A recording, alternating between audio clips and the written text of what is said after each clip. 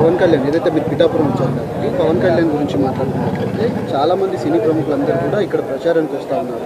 కేవలం ఒక వంగా గీత అనే లేడీని ఓడగొట్టేందుకు ఇంతమంది అవసరం అంటారా? మీరేం చెప్పదలుచుకుంటారు? ఏమండి, వంగా గీత గారి యొక్క రాజకీయ ప్రస్థానాన్ని చూసుకుంటే ఆవిడ ఏ స్థాయి నుంచి ఏ స్థాయి వరకు ఆవిడ పనిచేశారు. అండ్ ఆవిడ పనిచేసిన ప్రతి పదవిలోనూ ఆయనకి చేతనైనంత, అంటే ఆవిడ చుట్టూ ఉన్న జనాలకి చేతనైనంత ఆవిడ చేసుకుంటూ వచ్చారు. స్టార్టింగ్ ఫ్రమ్ చిన్న పొజిషన్ ఇస్తే ఆ పొజిషన్ వరకు ఆవిడ ఎంత చేయగలిగారు, కొంచెం ఆ తర్వాత ఎంపీగా ఎంత చేయగలిగారు చూస్తూనే ఉన్నారు, ప్రజలకి తెలుసు. మరి ఇలాంటి ఒక స్ట్రాంగ్ క్యాండిడేట్ని కొట్టాలి అంటే మరి ఆ మాత్రం సపోర్ట్ అవసరం.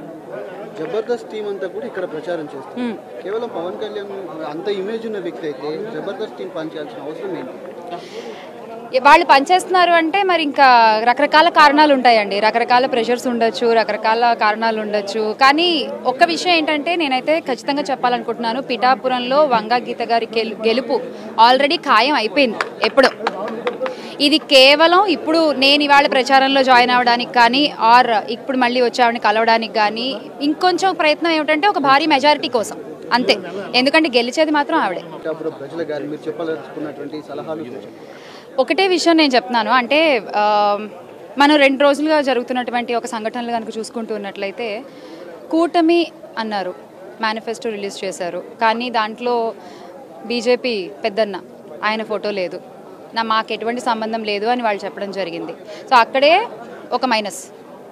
ఆ తర్వాత ఇవాళ ఒక న్యూస్ పేపర్ కనుక చూసుకున్నట్లయితే అందులో కేవలం ఒకళ్ళ ఫోటోనే ఉంది, మిగతా 2 ఫోటోలో కూడా ఒక ఫోటో లేదు, అక్కడ ఇంకొకళ్ళు మైనస్.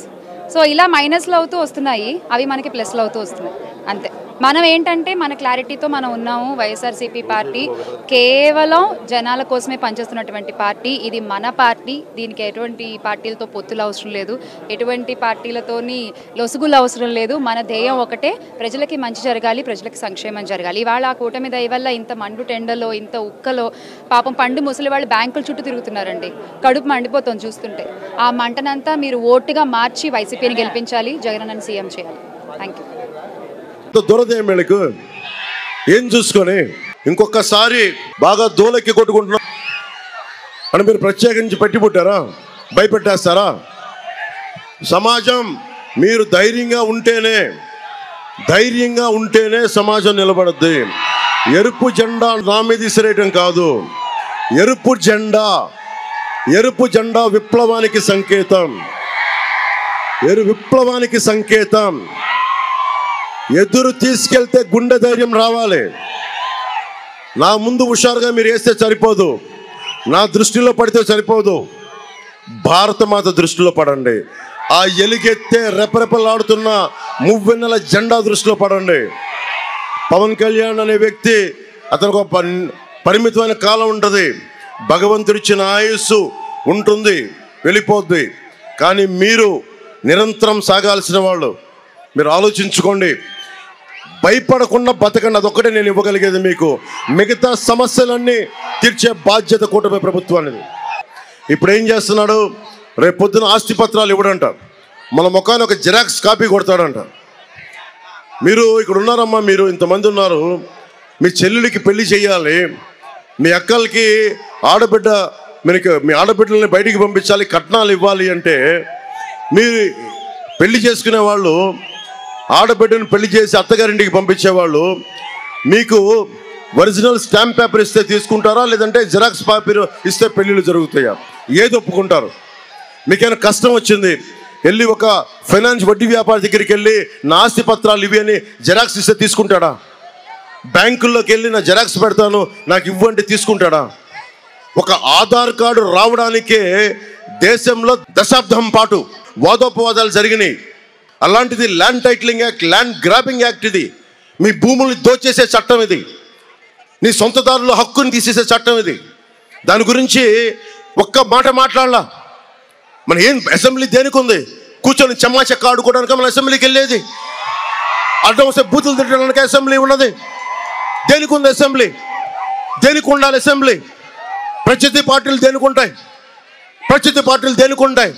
ప్రత్యర్థి పార్టీలు ఉన్నది ఒక చట్టం తీసుకొస్తున్నప్పుడు చట్టంలో తాలూకు లోపాలు, నష్టాలు, లాభాలు చర్చించడానికి.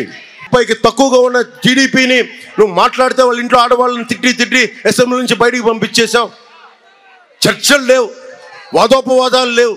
ఎలా చేస్తాం? ప్రధానమంత్రి గారు కూడా ఫార్మర్స్ యాక్ట్ పట్టుకొస్తే, రైతు చట్టం పట్టుకొస్తే మంచి చట్టం అది. ఎక్కడున్నా సరే దేశంలో ఏ మూల రైతు ఉన్నా ఆ రైతు తన సంపదను ఎక్కడికైనా అమ్ముకోగలిగే చట్టం అది. కొంతమంది రైతాంగానికి నచ్చలా, అందరూ వచ్చి రోడ్ల మీద ప్రొటెస్ట్ చేశారు. మోడీ గారు లాంటి బలమైన నాయకులే చట్టాన్ని వెనక్కి తీసుకున్నారు. వీళ్ళు మాట్లాడితే భారతీయ జనతా పార్టీ కేంద్రం పంపింది, వాళ్ళ చట్టాన్ని అమలు చేస్తున్నాం అన్నాడు.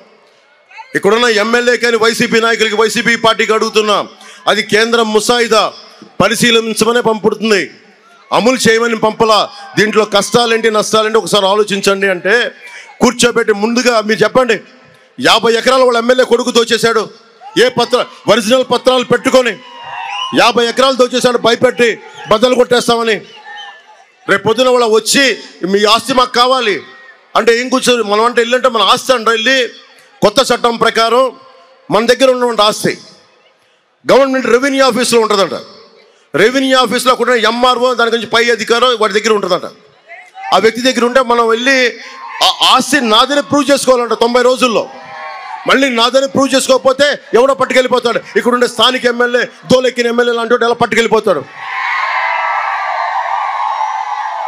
కోర్టులకు వెళ్ళడానికి లేదు, పోలీస్ స్టేషన్కి వెళ్ళడానికి లేదు, కోర్టులకు వెళ్ళడానికి లేదు. కోర్టుకు వెళ్తే హైకోర్టుకి వెళ్ళాలంట.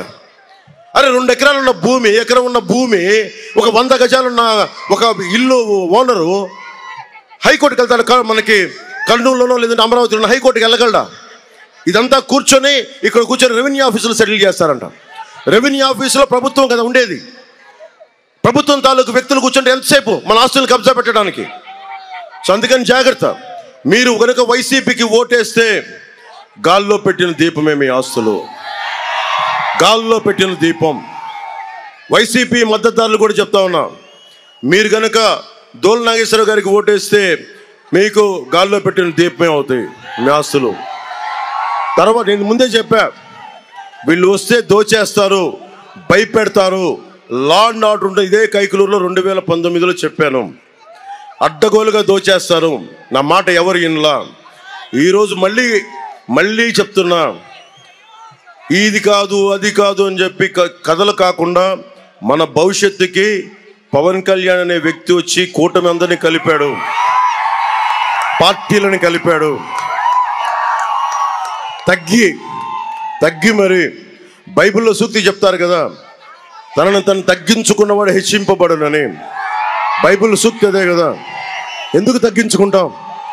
నాకేమైనా ఆస్తి కావాలా, పేరు కావాలా? ఎందుకంటే మీకు బాగుండాలని, మీ భవిష్యత్తు బాగుండాలని. అందుకని ప్రత్యేకించి మీ అందరికీ ధన్యవాదాలు తెలుపుకుంటూ జాగ్రత్తగా ఓటు వేయండి. భవన నిర్మాణ కార్మికులు కూడా చెప్తా ఉన్నాను, నేను అది ఆల్రెడీ ఉంది, అది ఆ కార్పొరేషన్ ఖచ్చితంగా దాన్ని దృష్టిలో పెట్టుకున్నాం. ఒకసారి మేనిఫెస్టో కూడా చదవండి మీరు అందరూ, అన్నీ ఉన్నాయి. మేనిఫెస్టోలో ఏమీ లేకుండానే భవన నిర్మాణ కార్మికులు నాకు ఓటు వేయకుండానే నేను మీకోసం వచ్చిన వాడిని. ఈరోజు మీరు ఓటేస్తే రక్తం ధారపోయినా మీకోసం